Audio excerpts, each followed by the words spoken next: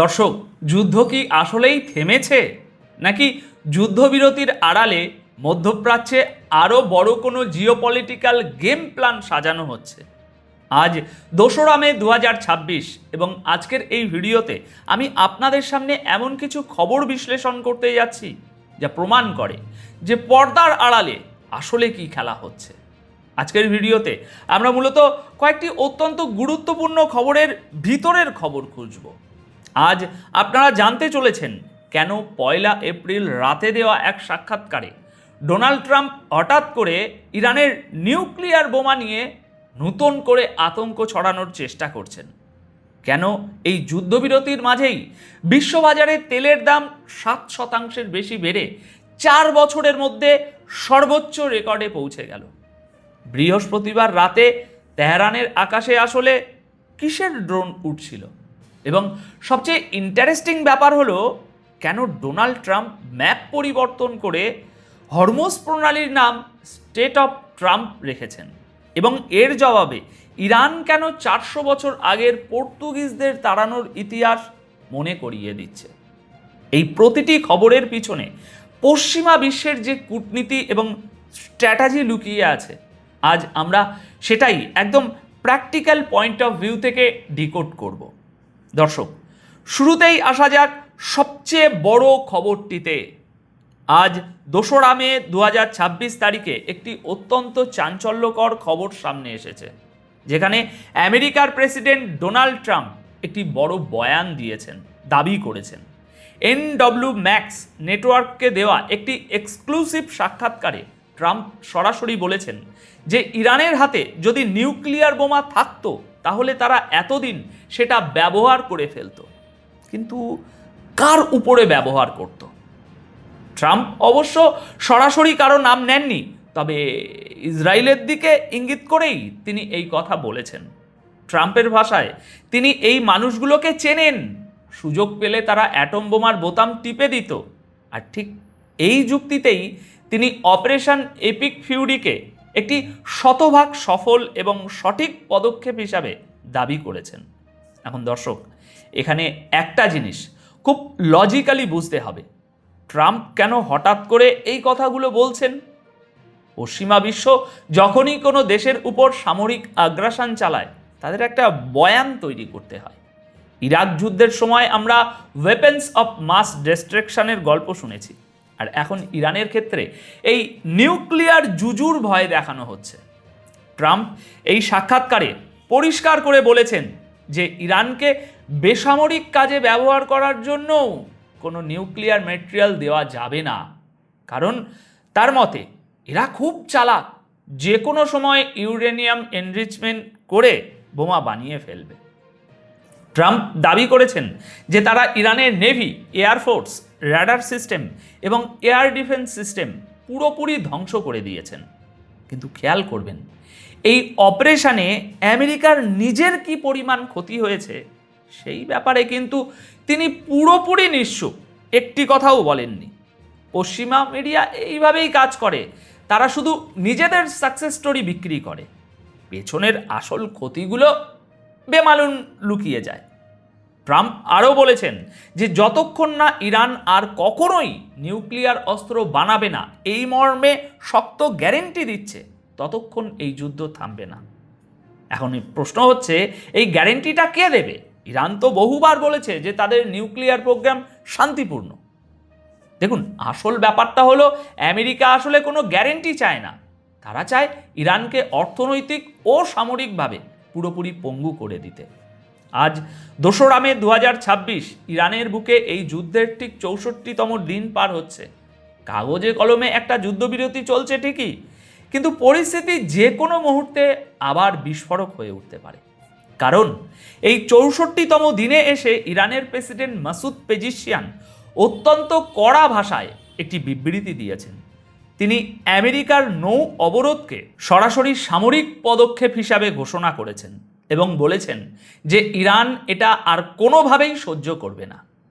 দেখুন, একটা স্বাধীন দেশের সমুদ্রপথ আটকে দিয়ে তাদের অর্থনীতিকে শ্বাসরোধ করে মেরে ফেলা হবে আর তারা চুপচাপ বসে থাকবে, এমনটা জিওপলিটিক্সে হয় না। অন্যদিকে ডোনাল্ড ট্রাম্পও পাল্টা হুমকি দিয়ে রেখেছেন। তিনি পরিষ্কার ইঙ্গিত দিয়েছেন যে কোনো সময় যুদ্ধ আবার শুরু হতে পারে।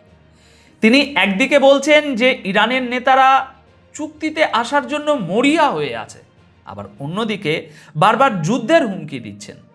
এই যে সাইকোলজিক্যাল গেম, এটাই হলো আমেরিকার ক্লাসিক নেগোসিয়েশন স্ট্র্যাটেজি। তারা চাপে রেখে নিজেদের শর্ত মানাতে বাধ্য করতে চায়। আর এই গেম প্ল্যানের সবচেয়ে বড় প্রমাণ আমরা দেখতে পাচ্ছি আন্তর্জাতিক বাজারে। ট্রাম্পের এই যুদ্ধের ইঙ্গিতের পরপরই গ্লোবাল মার্কেটে ব্র্যান্ড ক্রুড অয়েলের দাম এক লাফে 7% বেশি বেড়ে গিয়ে ব্যারেল প্রতি $121.41 গিয়ে ঠেকেছে, যা গত 4 বছরের মধ্যে সর্বোচ্চ রেকর্ড। দেখুন, এখানে আপনাদের একটা প্র্যাকটিক্যাল কথা বলি।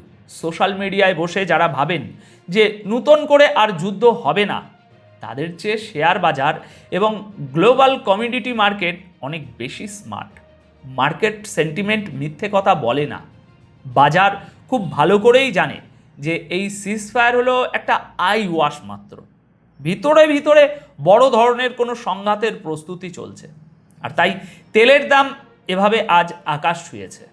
এর পাশাপাশি ইসরায়েলের প্রতিরক্ষা মন্ত্রী ইসরায়েল কাটজের সাম্প্রতিক বক্তব্য পরিস্থিতিকে আরও ঘোলাটে করে তুলেছে। তিনিও অত্যন্ত কড়া ভাষায় বলেছেন যে ইরান যেন আর কখনোই তাদের জন্য হুমকি হয়ে উঠতে না পারে, সেটা নিশ্চিত করার জন্য প্রয়োজনে আরও অ্যাকশন নিতে হতে পারে। অর্থাৎ পশ্চিমা ব্লক এবং তাদের মিত্ররা কেউই আসলে এই যুদ্ধবিরতিকে স্থায়ী হিসাবে দেখছে না। আর এর সবচেয়ে বড় প্রমাণ পাওয়া গেছে গত বৃহস্পতিবার রাতে ইরানের রাজধানী তেহরানে হঠাৎ করেই আকাশ প্রতিরক্ষা ব্যবস্থা অ্যাক্টিভ হওয়ার খবর আসে।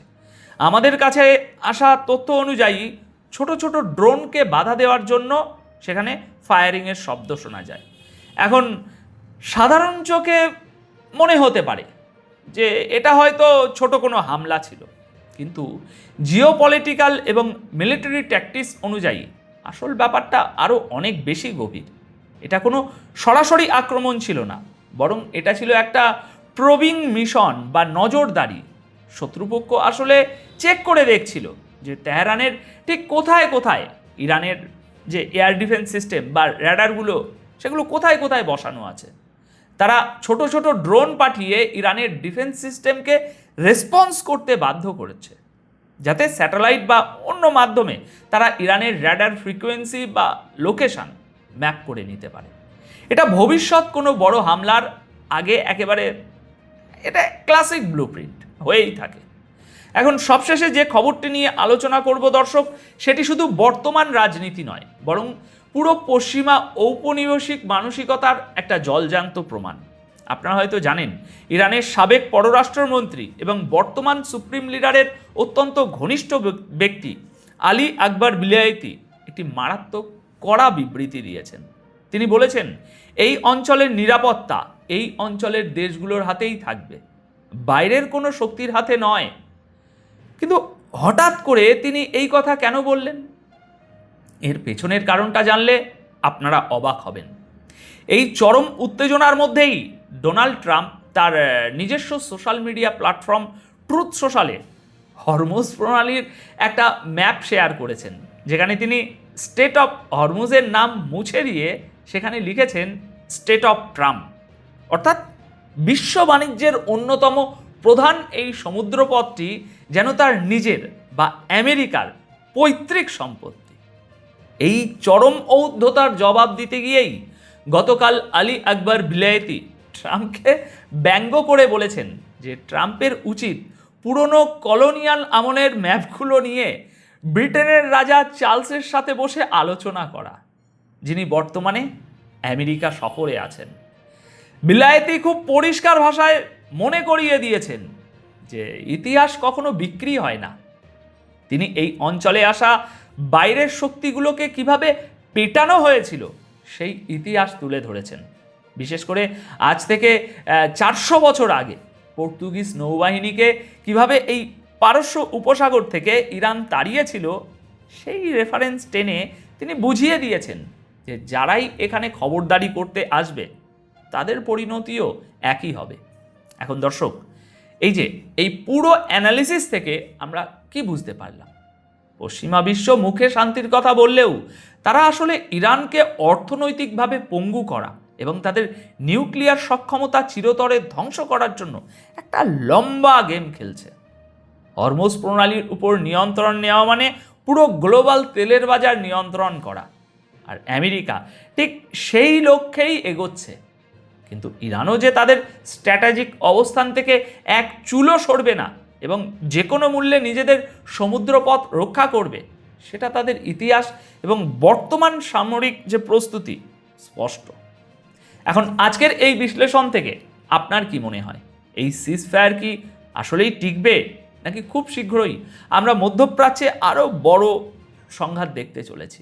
আপনাদের মূল্যবান মতামত অবশ্যই নিচে কমেন্ট করে জানাবেন। আপাতত তাহলে এখানেই এই ভিডিও শেষ করছি। সবাই ভালো থাকবেন, সুস্থ থাকবেন। ধন্যবাদ আপনাদের সকলকে।